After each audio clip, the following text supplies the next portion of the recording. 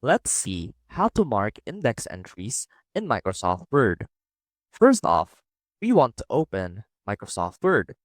And as you can see right here, we have our document ready. Now, let's say that we want to indicate or enter some words or a list of words into our index.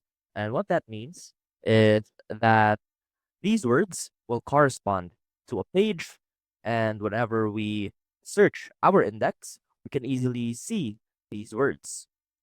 And to do that, first click on the Review tab, or rather the References tab, and simply highlight the word that you want to mark as an index. Now, you will see right here under the Index section to have the option to mark entry. And when you click on that, that word will automatically be entered into the main entry.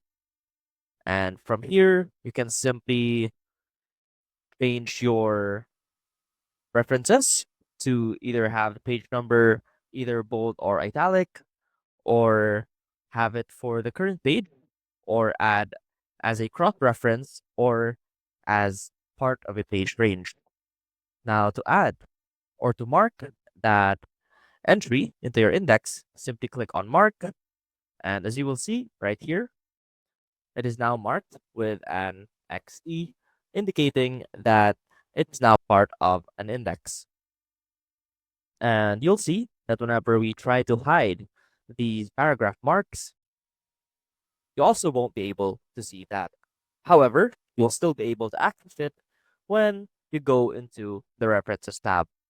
I hope this helped, and I will see you soon.